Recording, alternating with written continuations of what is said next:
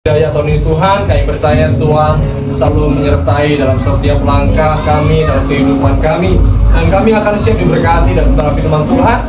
Berbicara kepada kami Tuhan, pribadi lepas pribadi, agar kami boleh bersama-sama memaknai acara Gawe Daya ini dengan penuh sukacita dari Tuhan. Dalam nama Tuhan Yesus kami berdoa. Haleluya. Amin. Shalom saudara yang kasih Tuhan. Shalom. Sekali lagi shalom. Shalom. Adil Katalino Bacuramin Kasaruga bahasa ikat Kajubata. Selamat Tuhan, selamat gawai untuk kita semua. Kiranya berkat sukacita gawai tahun ini dapat kita rasakan bersama-sama. Saudaraku yang dikasih Tuhan, firman Tuhan kita yang datang kepada kita pada sore hari ini terambil dalam kitab Ulangan pasal 30 ayat 9 dan 10. Saya bacakan. Demikian firman Tuhan, Ulangan pasal 30 ayat 9 sampai 10. Tuhan Allahmu akan melimpahi engkau dengan kebaikan dalam segala pekerjaanmu, dalam buah kandunganmu, dalam hasil ternakmu, dalam hasil bumimu, sebab Tuhan Allahmu akan bergirang kembali karena engkau dalam keberuntunganmu, seperti ia bergirang karena nenek moyangmu dahulu. Ayat 10, apabila engkau mendengarkan suara Tuhan Allahmu dengan berpegang pada perintah dan ketetapannya yang tertulis dalam kitab Taurat ini, dan apabila engkau berbalik kepada Tuhan Allahmu dengan segenap hatimu dan dengan segenap jiwamu. Amin saudaraku yang dikasih Tuhan. Jadi berbicara tentang gawai saudara, gawai konteksnya adalah ucapan syukur atas panen ya, betul ya. Jadi saudaraku, istilah perayaan ucapan syukur panen itu tidak hanya dilakukan sama teman-teman dari orang Dayak. Jadi dari orang-orang seperti Jawa juga ada saudara. Ya pesta kenduri, ya teman dari Sunda juga ada. Bahkan dari luar negeri juga ada saudara. Bahkan ada festival di Brazil, saya lupa namanya. Dia yang merayakan satu kota, bukan satu dusun, satu kota dia. Dan itu luar biasa sekali. Sebagai bentuk ucapan syukur kita atas penyertaan Tuhan, hasil panen yang boleh kita terima hari ini saudara. Dan kita percaya kita boleh ada sampai ini karena kebaikan Tuhan. Amin.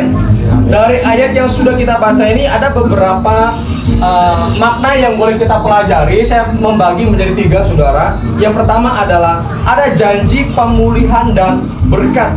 Jadi firman Tuhan tadi berkata pada ayat 9, Tuhan Allahmu akan melimpahi engkau dengan kebaikan dalam segala pekerjaanmu, dalam buah kandunganmu, dalam hasil ternakmu, dalam hasil bumimu, sebab Tuhan Allahmu akan bergirang kembali karena engkau dalam keberuntunganmu, seperti ia Tuhan bergirang karena nenek moyangmu dulu. Saudaraku dikasih Tuhan, Tuhan sudah berjanji dalam setiap kehidupan kita akan melimpahi kita dalam kebaikan. Amin. Melimpahi kita dalam kebaikan, dalam pekerjaan kita, dalam buah kandungan kita, dalam hasil ternak kita, hasil bumi kita pun Tuhan berjanji akan selalu memberkati kita saudara. Ya, terlepas dari apapun yang sudah kita tanam, berapapun hasil panen saudara tahun ini, yang berladang, yang sama yang katanya berladang di balai, luar biasa saudara. Jadi Tuhan sudah berkati sedemikian rupa. Saudara yang tidak punya waktu untuk berladang secara langsung, Tuhan berkati dalam bentuk materi, makanya saudara bisa berladang di balai. Saudara yang kurang memiliki biaya, saudara masih punya waktu yang panjang, saudara bisa berladang langsung di kebun. Ada banyak sekali cara bagaimana kita menikmati hasil bumi saudara. Ada yang memang dia menanam sendiri, ada juga yang dia membeli hasil saudara. Apapun itu, kita tak mengucap syukur kepada Tuhan, karena Tuhan memang sudah berjanji kepada kita. Ya, saudaraku dikasih Tuhan, janji Tuhan itu iya dan amin. Janji Tuhan itu iya dan amin. Tidak ada Tuhan itu iya dan nanti, tidak ada iya dan amin. Iya dan amin saudara. Kalau Tuhan berjanji memberkati pekerjaan saudara, kalau Tuhan sudah berjanji memberkati hasil bumi saudara, kalau Tuhan sudah berjanji memberkati hasil ternakmu, buah kandunganmu pun Tuhan berkati, pasti akan terjadi. Amin. Apapun yang terjadi dalam hidup saudara, seperti tahun ini yang seperti rekan kita Pak Indra alami gagal panen tahun ini, Tuhan punya rencana yang indah. Bukan berarti Tuhan jahat sama Pak Indra, bukan berarti Tuhan jahat sama kita, tetapi ada maksud Tuhan. Ada maksud Tuhan. Saya percaya masalah boleh terjadi, tapi di dalamnya ada berkat Tuhan. Dan kita tidak tahu itu. Tapi satu hal yang sudah Tuhan berjanji, Tuhan pasti memberkati kita. Ya dan amin. Betul nggak? Amin? Ya dan amin. Tuhan berkati sedemikian rupa saudara. Dan kalau Tuhan sudah berjanji, tidak ada istilahnya Tuhan mengingkari janjinya. Tidak ada. Kalau Tuhan sudah berjanji memberkati, berkat itu pasti akan terjadi. Segala sesuatu yang sudah tertakar tidak akan tertukar. Kalau memang itu bagianmu, ya bagianmu. Mau bagaimanapun orang mau menghalangi rezekimu, menghalangi usaha pekerjaanmu, tidak akan terjadi. Semua yang kita alami saat ini, kita untung, kita rugi, kita panen melimpah, kita gagal panen, semuanya atas kehendak Tuhan. Bahkan firman Tuhan katakan sehelai rambut pun tidak akan jatuh kalau bukan atas izin Tuhan. Itu sebabnya apapun yang terjadi saat ini itu semua adalah kehendak Tuhan. Yang kedua saudara, makna yang kedua adalah kesetiaan Tuhan terhadap perjanjian. Dalam kalimat sebab Tuhan akan kembali bergirang karena keberuntungan kita, menunjukkan bahwa Allah bersuka cita memberkati umatnya. Itu sudah menjadi kesukaan bagi Tuhan untuk memberkati setiap kita, orang-orang yang dikasihi Tuhan, orang-orang pilihan Tuhan. Jangan sampai kita yang namanya iri sama teman-teman kita. Pak Gembala, dia jarang ke gereja, dia tidak pernah ibadah, tapi dia kaya, sawitnya banyak. Sedangkan saya sering ke gereja, hidup saya gini-gini aja. Saudaraku, jangan sampai kita ukur berkat Tuhan dari materi. Amin. Jangan sampai kita ukur berkat Tuhan itu dari sesuatu yang tampak.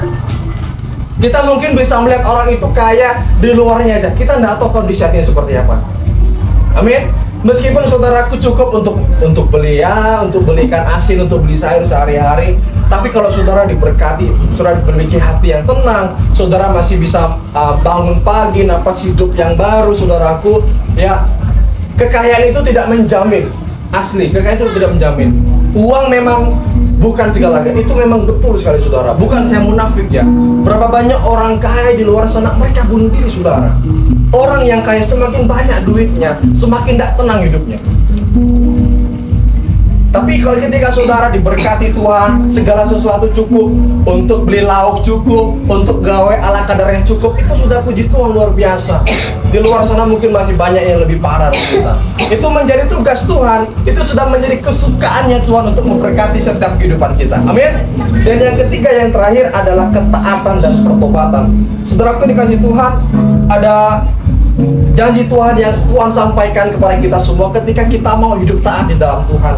Memang ada kalanya kita lemah. Memang ada firman Tuhan mengatakan roh memang penurut, tetapi daging itu lemah. Betul saudara. Kalau kita lihat kawan kita pegawai kan, ngumpul-ngumpul sama kawannya, kayaknya seru mereka kau. Kayaknya seru mereka sana sini karaoke, nyepan katanya kan. Memang ada kalanya kita tertarik, ada kalanya kita tergiur saudaraku. Tapi kalau kita belajar firman Tuhan, segala sesuatu tuh mungkin baik di depan kita, belum tentu benar di hadapan Tuhan. Amin. Oleh sebab itu saya tekankan setiap tahun saudaraku, Paskah, Gawai, Natal, jemaat Tuhan, sebisa mungkin jangan sama seperti dengan orang yang tidak pernah dengar firman. Kalau kita mengucapkan syukur, kita merayakan Natal, kita Paskah, kita Gawai seperti ini, kalau bisa saudara, saya tekankan kalau bisa jemaat Tuhan harus merayakan dengan ucapan syukur. Ketika saudara sudah ikut Tuhan, Roh Kudus hadir dalam diri saudara. Ya, jangan sampai kita rusak diri kita. Amin. Kita sudah tahu itu racun saudara, tapi kita masih mau minum racun. Mungkin kita belum mati hari ini, tapi kita tidak tahu tahun depan, kita nggak tahu 5 tahun ke depan saudara. Ya, kalau bisa saudaraku, ketika kita gawai, jangan kita rayakan dengan kemabukan, jangan kita rayakan dengan pesta pora, tapi dengan penuh ucapan syukur. Halo, ucapan syukur. Wah, ini jam berapa ini saudara? Oh, suara-suara jam 4 ya. Ya, suara jam 4. Memang gini ya. Tapi harus merayakan dengan ucapan syukur saudara. Mungkin memang benar, kita melihat teman kita lihat kawan kita sana sini ya kan, pegawai dia minum, dia joget kah, happy kayaknya. Tapi kalau kita baca firman Tuhan saudara, baik di hadapan kita belum tentu benar di hadapan Tuhan. Saudara-saudaraku yang sudah dipilih Tuhan, ya bukan saudara pilih Tuhan, tapi Tuhan yang pilih saudara. Jangan sampai kita rusak hidup kita, jangan sampai kita rusak diri kita saudara. Tapi Pak kemarin nanti saya diolok sama kawan saya, nanti sok suci lah. Saya pernah dengar saudara, saya pernah diomongin seperti ini. Tapi nanti kalau saya tidak gitu, saya diolok katanya. dibilang saya sombong lah, dibilangnya saya ini sok suci lah, dibilangnya nanti saya dijauhi. Tapi saudara kasih Tuhan, satu hal yang mau saya katakan, lebih baik kita dijauhi manusia daripada dijauhi Tuhan. Amin. Mungkin belum kita rasakan saat ini. 1 tahun ke depan, 5 tahun ke depan kita tidak tahu saudara. Ya, seperti minum-minum, silahkan saudara. Firman Tuhan bahkan katakan kalau bisa minum anggur tidak apa-apa. Ya, minum itu tidak apa-apa. Tapi tua ya, jangan arak. Itu kan sudah kimia. Kalau tuak itu nggak masalah, itu tradisional. Tapi satu hal tekankan, boleh minum, tapi jangan berlebihan. Kenapa? Kalau berlebihan, otomatis manusia mabuk. Kalau sudah mabuk, akal sehat sudah tidak berjalan lagi, saudara. Semacam saya tadi, waduh itu pengalaman luar biasa. Saya dicegat, asli. Kami berdua Pak Musa, ya dicegat tadi disuruh minum, dipaksa minum. Itu perempuan asli. Ya, beruntung lah ya. Ini saudara, itu anak jemaat kan, jadi masih bisa, ibu jangan masih kita tolak halus. Mau dimasukin dulu bayangin. Perempuan itu ya. Emangnya gue cowok apaan? Itu Pak Iblis kan? Iya. Iblis Iya. itu menggoda.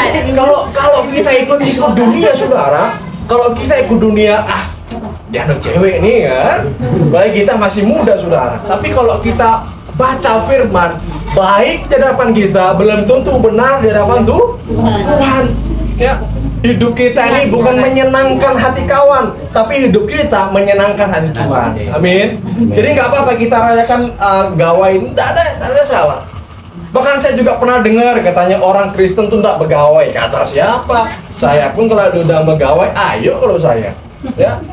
Tapi yang penting gawainya ya dalam hal positif. Ya tidak mabuk-mabukan, tidak pesta. Karena kalau sudah mabuk saudara, akal saya itu sudah tidak berjalan lagi lah saya katakan. Satu tempo saya pernah diundang gawai sama teman ya di suatu kampung, saya tidak berani nyebutnya, nenek sudah pasti kenal, pasti tahu apa kampungnya. Itu jam-jam 6 ya sudah mau gelap. Astaga, itu perempuan buka baju di pinggir jalan, mabuk mereka. Dari situlah memang kenapa firman Tuhan katakan nggak apa-apa minum tapi jangan berlebihan. Karena kalau berlebihan sekuat-kuatnya manusia ya pasti mabuk. Apalagi kalau sudah mabuk ya akal saya tidak berjalan lagi. Ya, rasa malu tidak ada ya.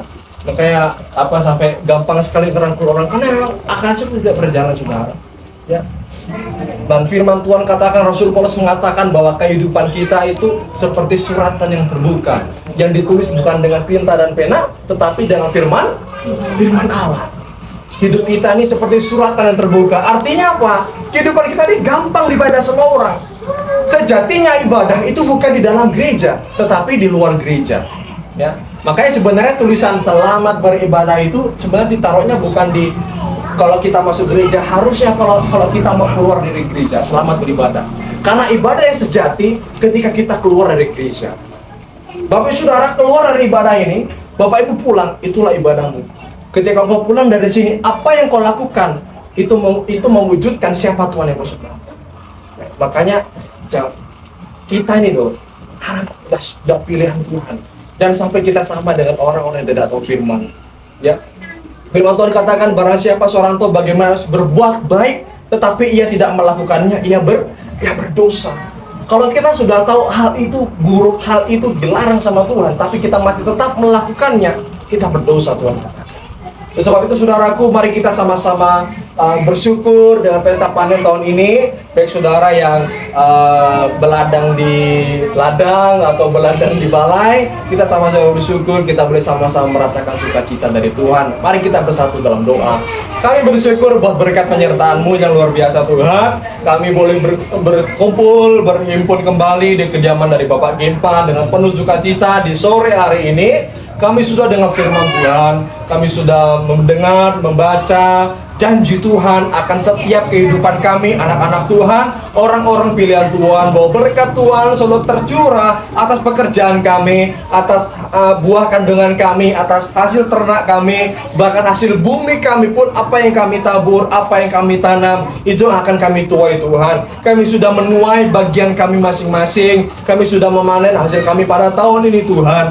Banyak atau sedikitnya hasil kami pada tahun ini, kami tetap mengucapkan syukur kepada Tuhan. Biar setiap apapun yang kami lakukan Tuhan, Tuhan sertai, Tuhan berkati Tuhan. Bahkan rencana kami tahun ini akan melakukan beladang lagi Tuhan. Tuhan akan semakin memberikan kami berkat-berkat yang selalu tercurah atas kehidupan kami. Kami boleh menuai hasil panen dengan lebih maksimal lagi ya Tuhan. Kami boleh sama-sama merefleksikan gawai daya tahun ini, bukan dengan kemampukan, bukan dengan pesta pora, tetapi dengan penuh ucapan syukur di hadapan Tuhan. Biar setiap kehidupan kami Tuhan hanya untuk hormat kemuliaan bagi nama Tuhan. Terima kasih Bapa di surga, dalam nama Tuhan kami Yesus Kristus, kami telah berdoa dan mengucapkan syukur. Mari jemaat Tuhan, kita sama-sama katakan amin. Selamat gawai, Tuhan berkati.